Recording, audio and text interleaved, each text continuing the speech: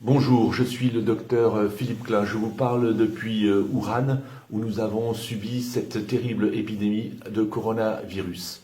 Je dirige dans cette ville une clinique internationale.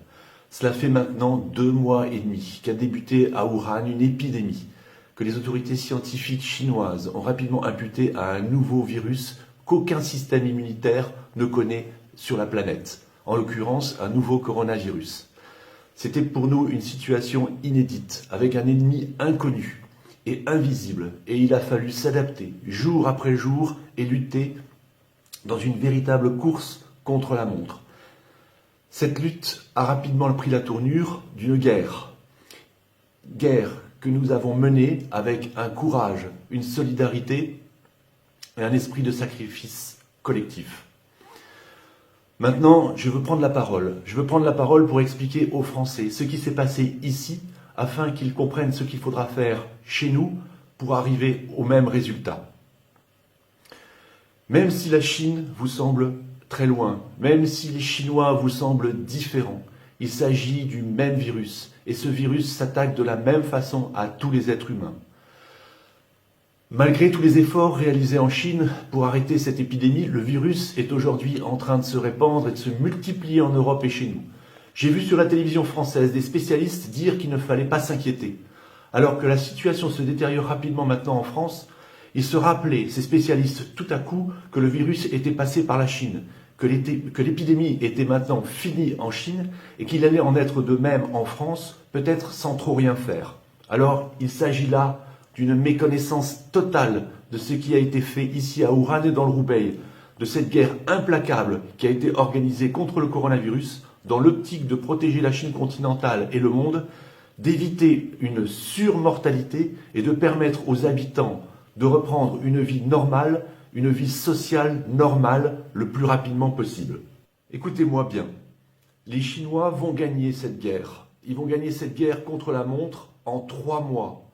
Mais il faut que vous sachiez à quel prix.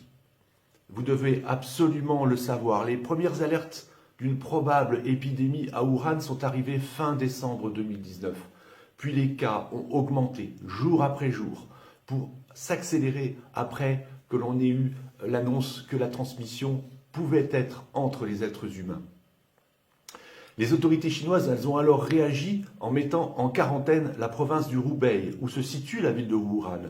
Ça veut dire mettre en quarantaine 56 millions de personnes. Ils l'ont fait le 23 janvier 2020.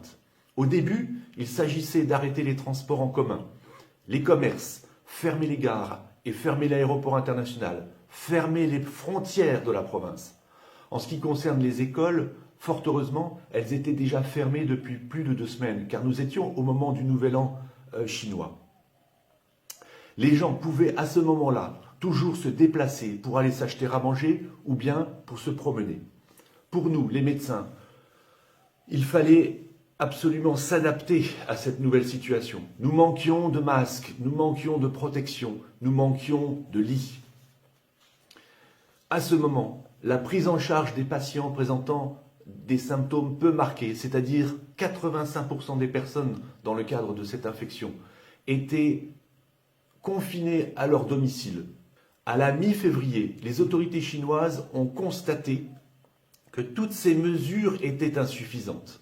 L'épidémie n'était pas contrôlée après 3 semaines de quarantaine. Et donc, il fallait absolument intensifier la guerre. Et c'est à ce moment-là que les autorités chinoises ont pris 2 mesures radicales qui ont changé le cours des choses. 2 mesures radicales qui ont permis de finalement contrôler en 4 semaines l'épidémie. La première chose a été qu'ils ont imposé un confinement strict à toute cette population de 56 millions de personnes, c'est-à-dire la nécessité de rester dans ces appartements. Et ceci a été permis parce qu'il y a eu une solidarité autour d'une chaîne logistique pour alimenter toutes ces personnes, pour leur apporter à manger. La deuxième mesure qui a été déterminante, c'est la nécessité, l'obligation pour les personnels médicaux de caractériser tous les cas de patients présentant le coronavirus, c'est-à-dire de sortir de la population ne présentant pas le coronavirus tous ceux qui étaient infectés, de façon logique à arrêter l'épidémie.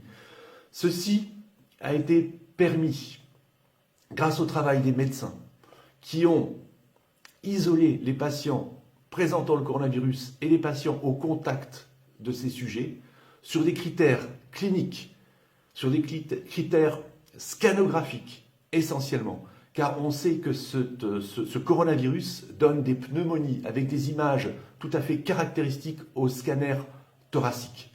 Et puis, ils ont aussi réalisé des tests PCR, mais ils se sont rapidement rendus compte qu'il y avait beaucoup de faux négatifs. Donc, ils ne se sont pas totalement concentrés sur ces tests PCR. À partir de là, les sujets qui présentaient le virus et présentaient des formes graves, c'est-à-dire à peu près 15% des cas, ces sujets-là ont été bien entendu hospitalisés. Les sujets présentant des formes mineures, donc 85% des cas, ont été placés tous ensemble en confinement dans des stades. Et les sujets contacts, eux, ont été placés dans des hôtels.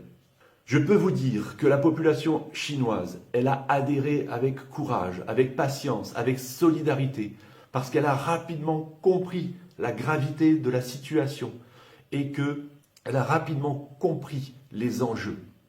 Au prix de ces efforts que je viens de vous décrire et de ces procédures implacables, la Chine va maintenant contrôler l'épidémie sur son territoire en 3 mois, avec entre 4 000 et 5 000 décès, malheureusement, et entre 80 000 et 100 000 cas de personnes infectées.